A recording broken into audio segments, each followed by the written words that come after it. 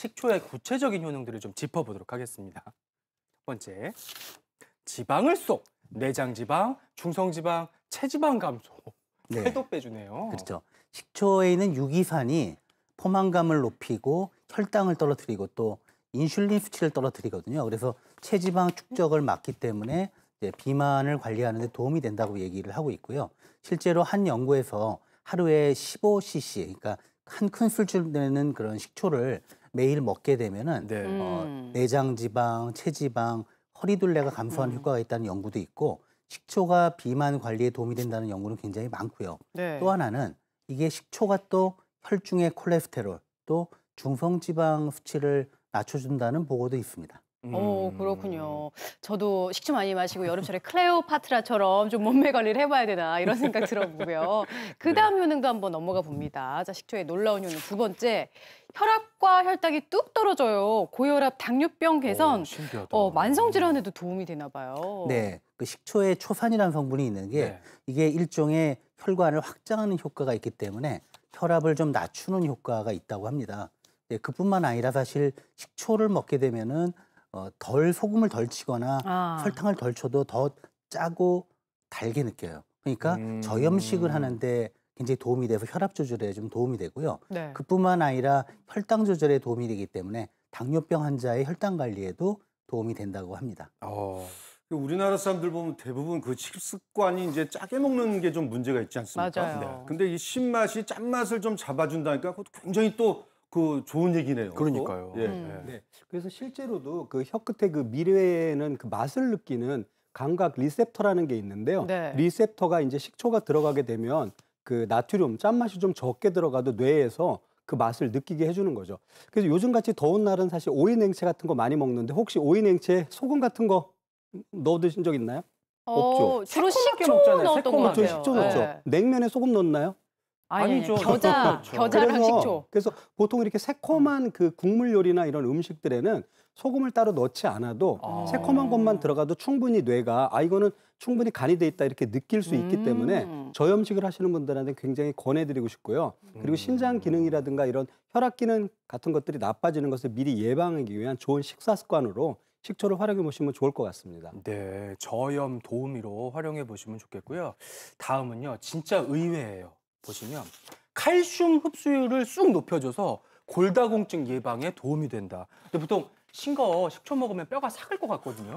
예, 그렇게 생각하기 아닌가 쉽죠. 봐요. 예, 사실 골다공증 그러면 제일 먼저 떠오르는 게 칼슘이죠. 그래서 네. 칼슘이 많은 여러 가지 식품을 챙겨 드시는데 먹더라도 흡수율이 떨어지면은 몸에 도움이 안 되는 거죠. 그렇겠죠. 그런데 사실 식초를 섭취를 하게 되면 이 칼슘이 이온화가 돼서 위장에서 흡수를 더 잘 되도록 해요. 그래서 한 연구에 따르면은 음식에 식초를 첨가해서 드시게 되면 칼슘 흡수율이 20%나 올라간다는 이제 그런 연구도 있거든요. 그뿐만 아니라 그 식초는 또 여러 가지 음식에 넣어서 먹을 수도 있지만 예를 들어 칼슘이 많이 들어있는 우유 같은 음료에 네. 식초를 넣어서 우유 식초를 만들어 드시면은 우유에 있는 칼슘이 더 많이 흡수가 되기 때문에 골다공증 관리에 도움이 될 수가 있습니다. 그렇군요. 조금 전에 먹었던 이 바나나 우유 요거트도 이 저 식초를 넣은 거라서 그러니까요. 예. 우유에 이게 그 식초를 넣었기 때문에 칼슘을 잘 그 흡수하는 거라서 네. 제가 보기엔 골다공증에도 굉장히 좀 좋을 것 같아요, 교수님. 그러니까요. 네. 그러니까 그런 의미에서 말이에요. 한 번 더 드시죠. 예, 그런 의미에서. 새콤달콤하게. 뼈가 튼튼해져야 되니까. 먹지 좋네요. 그러니까요. 뼈가 튼튼해지네요. 그냥 이제 우유 드시지 말고 식초 몇 방울씩 떨어뜨려가지고 뼈 건강 챙기시면 좋을 것 같고요. 예. 그 다음 효능은 요즘 저한테 간절한 효능이에요. 뭐지? 바로 피로가 싹 없어진다고요. 간 기능 개선과 피로 해소에 도움이 된다고요. 네, 그렇습니다. 사실 그 피로할 때 몸을 움직이고 나면은 그 몸에 축적이 되는 그런 젖산이 문제인데요. 이 젖산을 분해해서 활용할 수 있도록 하는 게 식초의 효과이기 때문에 피로를 감소시키고 몸의 에너지 수준을 높이는 데 도움이 되고요.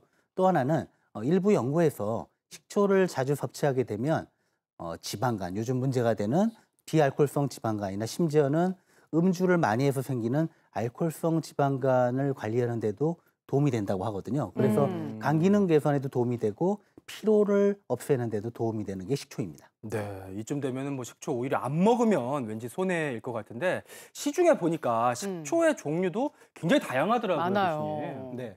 보통 그 식초는 사실은 크게 보면은 뭐 화학적으로 만든 거하고 그리고 발효로 해서 만든 거 크게 두 가지로 말씀드릴 수가 있고요. 화학적으로 만든 건 빙초산인데 오늘 우리들이 말하는 일반적으로 마시는 식초랑은 관련이 없기 때문에요. 예. 마시는 발효 식초에는 크게 두 가지인데 첫 번째는 주정을 원료로 한 주정 식초가 하나 있고요. 주정. 두 번째는 아예 과일이나 곡류로부터 시작한 그 곡류, 과일 발효 식초가 있거든요. 네. 근데 전체 과정을 그냥 간단하게 말씀드리면 설탕 같은 그런 당분을 술로 만든 다음에 그 술을 식초로 만드는 게 전체 과정이에요. 아. 그래서 그 자연 발효 식초 한 3개월 정도 걸리는 이 식초는 시작을 과일이나 아니면 설탕 아니면 그 어떤 그 곡물 현미로부터 시작해 가지고 술을 만든 다음에 식초를 만들기 때문에 전체 과정이 길고요. 그 안에 들어있는 영양분들이 계속 안에서 녹아있기 때문에 흡수율이 굉장히 좋아지는 그런 장점이 있죠. 반면에 주정식초는 주정식초. 좀 빨리 만들기 위해서 일부러 그 알코올을 만든 주정부터 시작해서 네. 한 단계만 거쳐서 식초를 만드는 거라서요. 아. 궁극적으로는 거기다 이제 맛이라든가 색깔 이런 것들을 이제 가미할 수밖에 없는 그런 부분들이 돼 있어서 이제 주정식초하고 발효식초 이렇게 구분할 수 있다는 말씀 드리고요. 이제 건강을 좀 생각하신다면 두 번 발효한 발효식초 정도 생각하시면 좋을 것 같고 그냥 일반적으로 음식에 이렇게 양념이라든가 간, 조미로 사용할 경우에는 주정식초도 아주 좋습니다.